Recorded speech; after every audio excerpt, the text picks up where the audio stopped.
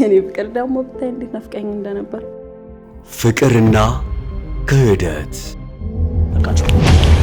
የጠየቅኩህን ሳትመልስ የትም አትሄድም። ማን አባቱን የሚስት ያናድዳት? እመጣለሁ። እንግዲያው ዛሬ ሳንጨርስ የትም አትወጣ። ምንድን ነው? በሰላም ነው? አለቃው ሚስቱን አማገጠበት።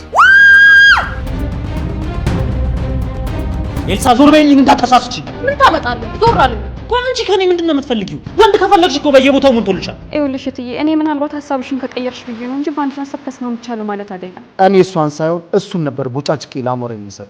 ንቆ መተው እያለ የምመቦጫጨት ነው። አንተ ለእኔ ነገር ድፍረት ይኖረዋል? በህይወቱ አይቶት የማያውቀውን ስቃይ የሚመስል። እትዬ ግን ምን ተፈጥሮ ነው? ምን ተፈጠረ? ቆይ ምን ሆነ? ትዳርና ፍቅር ይለያያል።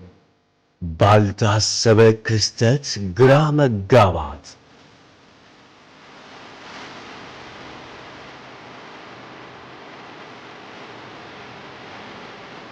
ድሮም ደሃ ሲጠግብ መጨረሻው ይሄ ነው። ይኸውልሽ እትዬ፣ እኔ ሞቼ ሬሳ ይሄዳል እንጂ እኔ በፍጹም አልሄድም። መቼም አልተውህም እስከ ዘላለም።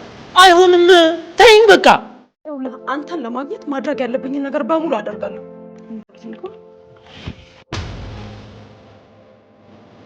የተፈጠረ ነገር አለ? አንቺ ልጅ ታሳብጭኝ ነው እንዴ? ስንቴ ነው ደጋግሜ ነገርኩሽ? እናል ምን አድርገሽ ነው?